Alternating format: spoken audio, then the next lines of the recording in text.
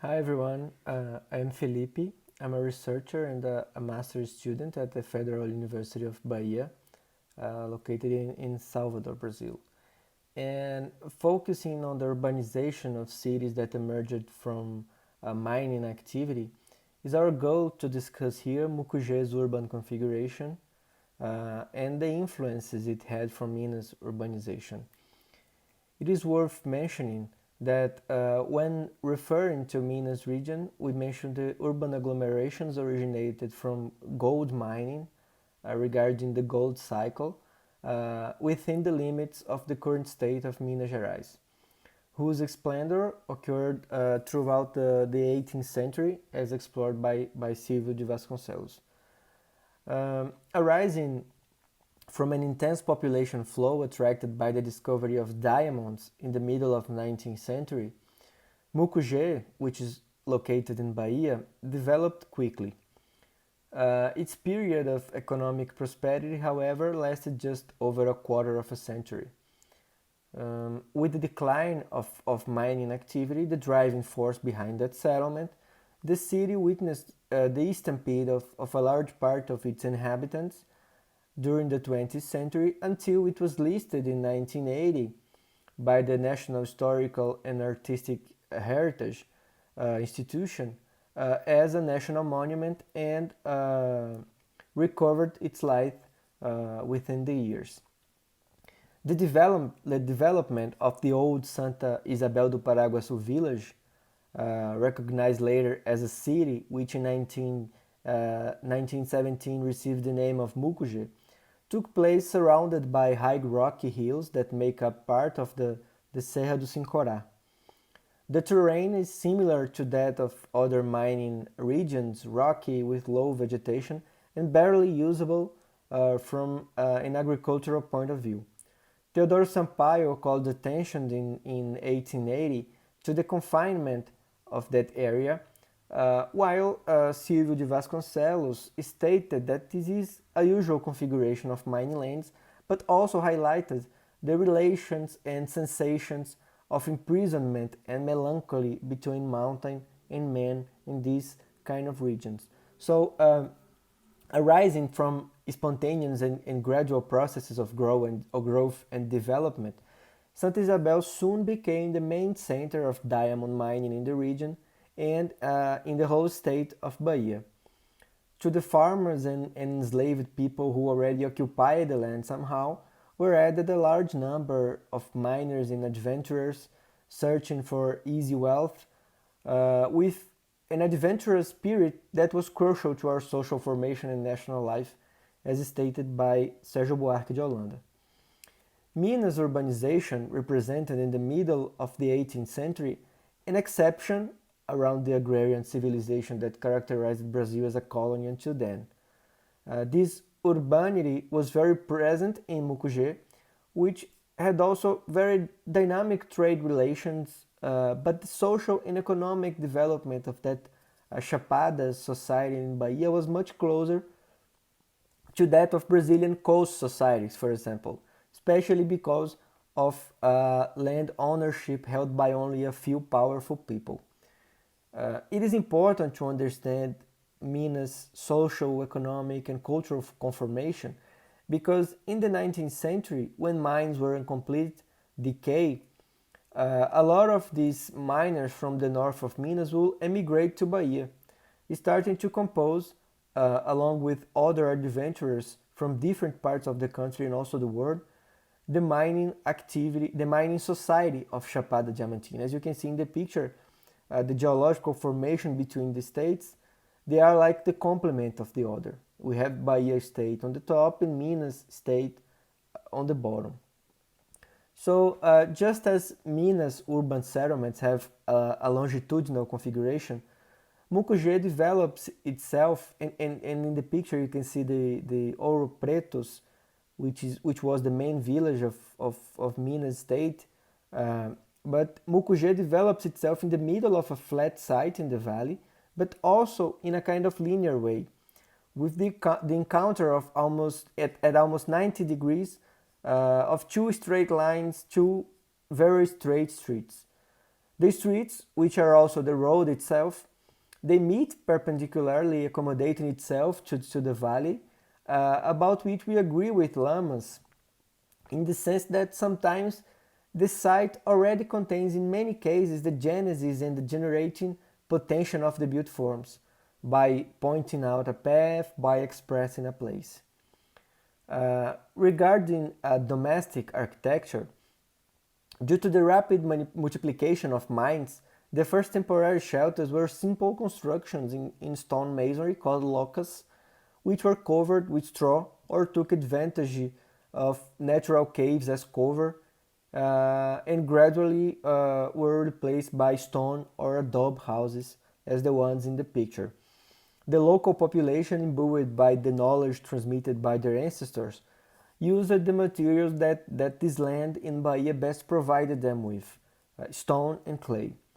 The dry stone technique of the locas, embedded without mortar and cement, was used for the construction of locas, as I said, and earth was used for the ceiling of the houses, both using power pick and adobe techniques. Something shared both between coastal urbanizations and between mining urbanizations, which is still appropriated in Mucugê in the middle of the 19th century, is the construction of buildings occupying the front and the side limits of the lot, using the only street available, of course, where the harmony between each new building that emerges and the pre-existing ones stands out. We also understand that Mucugê's vernacular architecture emerged still imbued with the ancient standards of the colonial period. The similarity with the mining architecture is not only due to its irregular plot, but also through the predominance of voids, the relations between the building and the lot, and the use of elements such as window and guillotine, as well as through construction typologies, and by the use of wooden structures with walls made in power pick or adobe, as said, this being also the most used construction system in the whole Minas region.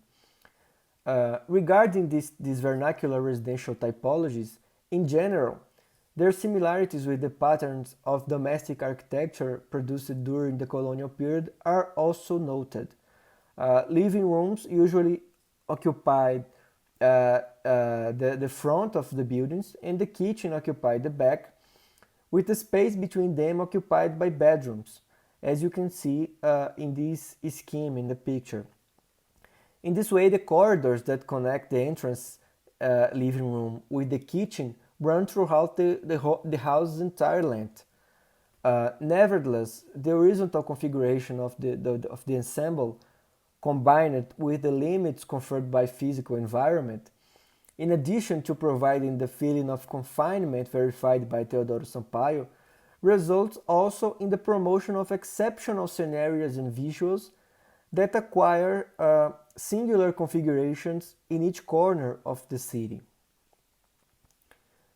About religious architecture, even the first chapels in Minas Gerais, although simple externally, they carried out refinement in their internal spaces, which is not the case in the context of Mucugê's architectural production. In this picture, we have maybe the most prominent church in Ouro Preto, São Francisco de Assis Church. In this one, we have Nossa Senhora do Carmo Church. But furthermore, Mucugê's church were also not built in prominent points of topography like Minas churches, but on the same level as the whole ensemble. And both churches located in Mucugê, despite their modest conception, they also suggest simple interpretations of scholar models and elements. For example, Santa Isabel Mother Church in the picture appropriates elements in search of a species of a neoclassic interpretation for the facade.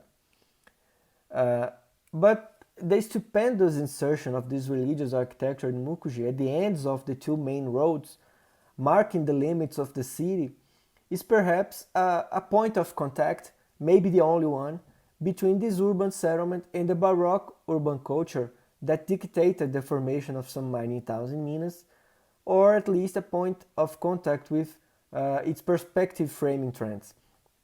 Both churches are framed by the continuous surfaces formed by the streets and by the facades of the houses on both sides, presenting themselves from the beginning of the path to the pedestrian, as you can see in this picture taken on Dr. Rodrigues Lima Street.